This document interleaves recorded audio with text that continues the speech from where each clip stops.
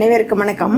சிந்திக்க பழகு நிகழ்ச்சி மூலமாக மீண்டும் உங்கள் சந்திகளில் மிக்க மகிழ்ச்சி. இன்று பிறந்தநாள் காணும் அனைத்து நல்லுள்ளங்களுக்கும் பிறந்தநாள் நல்வாழ்த்துக்கள். நம்ம சிந்திக்க பழகு நிகழ்ச்சியில் புதுசாக ஒரு கதையை பார்க்க போகிறோம். அது என்ன கதைனா நாடோடி கதைகள். முதல் கதையாக பார்க்க போகிறது, ஜப்பான்னு ஒரு நாடு இருந்தது. அதில் ஒரு சிறு கிராமம். அந்த கிராமத்தில் அண்ணன் தம்பி 2 பேரும் வாழ்ந்துட்டு இருந்தாங்களாம். அதில் அண்ணன் தம்பியும் ஒரே வீட்டில் தான் இருந்திருக்காங்க. அண்ணனுக்கு திருமணம் ஆயிடுச்சு. அதனால என்ன செஞ்சிட்டாரு, தம்பியை நீ எங்கேயாவது வேற ஊரில் போய் பொழைச்சிக்கோ, இனிமேல் என்கிட்ட இருந்தீனாக்கா உனக்கு உன்னோட செலவெல்லாம் பார்க்கறது எனக்கு ரொம்ப சிரமமாக இருக்கும் அப்படின்னு சொன்னோன்னே சரின்னு தம்பி என்ன பண்ணாரு, அவரும் வேற ஊரில் போய் நம்ம கிடைச்ச வேலையை செஞ்சு பொழைச்சிக்கலான்னு சொல்லிட்டு வீட்டை விட்டு வெளில வந்துட்டாராம். அவங்க 2 பேரும் என்ன பண்ணாங்க, அண்ணன் அவருடைய மனைவியோட சந்தோஷமாகவும் தம்பி அவர் வீட்லேயும் சந்தோஷமாக தான் இருந்துட்டு இருந்தாங்க. தம்பி என்ன செஞ்சாரு, கொஞ்ச நாள் ஆனோடனே திருமணம் செஞ்சிட்டாராம். செஞ்சோடனே சரி நம்ம இன்னும் அதிகமாக சம்பாதிக்க வேண்டியிருக்கோம், ஏன்னா மனைவிக்கும் சாப்பாடு போட்டு அவங்களையும் பார்த்துக்கணும் அப்படின்னு சொல்லிட்டு கிடைச்ச வேலையை செஞ்சுட்டு இருந்தாங்களாம். வயல் வேலைக்கு போனாராம், கூலி வேலைக்கு போனாராம். அப்படி இருந்தும் என்ன செஞ்சிட்டாங்க, இதுமாரி வயல் வேலைக்கெல்லாம் போகும்போது மழை எல்லாம் பெய்யும். மழை பெஞ்சாக்கா வயலில் அறுவடையெல்லாம் அதிகமாக இருக்கும், அதனால் வேலை அதிகமாக இருக்கும். அப்போ வெயில் நாள் வரும் பொழுது வேலை இல்லாமல் இருக்குமா, அதனால் சம்பளம்லாம் கிடைக்காம போயிடுச்சு. இதை நினச்சி வருத்தப்பட்டு ஒரு நாள் வீட்டை விட்டு வெளியே போயிட்டு நடந்துகிட்டே இருந்தாராம். சரி என்ன செய்வோம் அப்படின்னு சொல்லி புலம்பிக்கிட்டே போயிட்டு இருக்கும்போது திடீர்னு ஒரு காட்டு பக்கம் வந்துட்டாரு. காட்டு பக்கம் வந்தோடனே நம்ம இன்னும் என்ன செய்ய போகிறோன்னு தெரியல வாழ்க்கையில் அப்படின்னு புலம்பிக்கிட்டே இருக்கும்போது ஒரு முனிவர் பார்த்தாராம். அந்த முனிவர் என்ன செஞ்சாரு, சரி இந்த பையனுக்கு நம்ம உதவி செய்யணும் அப்படின்னு சொல்லி முடிவு எடுத்து கிட்ட போய் கேட்டாராம், ஏன்பா இந்த மாதிரி கவலையா உட்காந்துருக்க அப்படின்னோன்னு, இல்லையா எனக்கு வருமானம் பத்தல, என்னோட மனைவியை பார்க்கணும் அப்படின்னு சொல்லி புலம்புனோன்னு, இந்த காட்டுல ஒரு குகை இருக்கு. அந்த குகைக்கு பின்னாடி பாத்தீங்கன்னா ஒரு குள்ளர்கள் கூட்டம் இருக்காங்க. அவங்களுக்கு கோதுமையில செஞ்ச பொருள்னா ரொம்ப பிடிக்கும். அதனால நீனே கோதுமை ரொட்டி கொண்டு போய் கொடுத்தோன்னே அவங்க உனக்கு உதவி செய்வாங்க அப்படின்னு சொன்னாராம். அதே மாதிரி அந்த தம்பிக்காரன் என்ன செஞ்சாராம், போய் அந்த குள்ளர்களுக்கு கோதுமையிலான ரொட்டியை கொண்டு போய் கொடுத்துருக்காரு.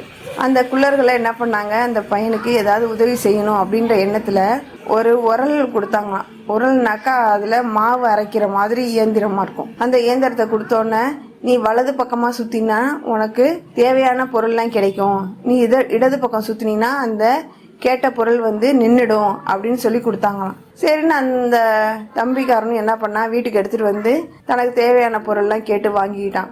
சாப்பாடு, துணியோ நகையோ எது கேட்டாலும் அந்த உரல் அவனுக்கு கொடுக்க ஆரம்பிச்சுது. திடீர்னு என்ன பண்ணிட்டான், ஒரு நாள் பெரிய பணக்காரன் ஆகிட்டான். இதை பார்த்த அண்ணனுக்கு ஒரே சந்தேகம். சரி எப்படி இவன் இவ்வளோ கஷ்டப்பட்டு வேலைக்கு தானே போயிட்டு இருந்தான், ஆனால் திடீர்னு இவ்வளோ பெரிய பணக்காரன் ஆயிட்டானே, அவன்கிட்ட ஏதோ ரகசியம் இருக்குது அப்படின்னு சொல்லி ஒரு நாள் அவன் வீட்டில் ஒளிஞ்சிருந்து பார்த்தானான். பார்த்ததுக்கு அந்த உரல் அள்ளி அள்ளி கொடுக்கறத பார்த்துட்டு சரி நம்ம ஒரு நாள் இவன் தூங்கணுன்னா அந்த உரலை போய் எடுத்துகிட்டு வந்துடணும் அப்படின்னு முடிவு செஞ்சு அண்ணங்காரன் போய் என்ன பண்ணிட்டான், அந்த உரலை எடுத்துகிட்டு வந்துட்டான். எடுத்துகிட்டு வந்தோடனே சரி இந்த ஊரில் இருந்தால் நம்மளை எல்லாரும் கண்டுபிடிச்சிருவாங்க, அதனால நம்ம வெளியூருக்கு போயிடுவோம்னு சொல்லி ஒரு படகுல அந்த உரலை எடுத்து வச்சுட்டு ரொம்ப தூரம் போயிட்டாராம். போய் நடுக்கடலில் போனோன்னே இவங்களுக்கு தேவையான பொருள்லாம் வேணுமேன்னு சொல்லிட்டு சாப்பாடு கேட்க ஆரம்பிச்சாராம். சரி சாப்பாடு கிடைச்சோன்னே சரி கொஞ்சம் இனிப்பு கேட்டு பார்ப்போம் அப்படின்னு சொல்லிட்டு ஒரு இனிப்பு வகையெல்லாம் கேட்டோன்னே அந்த உரல் என்ன செஞ்சிருச்சு, வலது பக்கமாக சுற்றினோன்னே இனிப்பு நிறையா கொடுக்க ஆரம்பிச்சிருச்சு.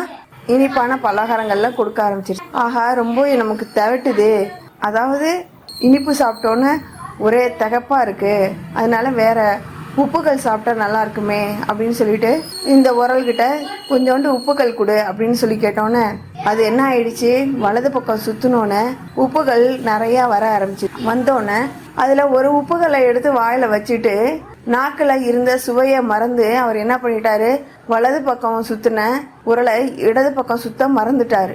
மறந்தோன்னே அந்த படகு நிறைய உப்புகள் நிறைய வர ஆரம்பிச்சிருச்சு. வந்தோடனே அந்த படகு என்ன ஆயிடுச்சு, அந்த கடல்ல உட்கார ஆரம்பிச்சிருச்சு. உட்கார்ந்தோன்னே உப்புகளும் அந்த படகும் சேர்ந்து தண்ணியில மூழ்க ஆரம்பிச்சிருச்சான். மூழ்கினோன்னே உப்புகள் அந்த கடல்ல கொட்டுனதுனால தான் என்ன ஆயிடுச்சு, கடல் தண்ணி உப்பு நீராக ஆணுச்சு அப்படின்றது ஒரு ஐதீகமாக இருந்துதான். இதான் இந்த நாடோடி கதைகள் நம்ம தெரிஞ்சுக்கிட்டோம். இந்த கதை உங்களுக்கு பிடிச்சிருந்தா லைக் பண்ணுங்க, ஷேர் பண்ணுங்க.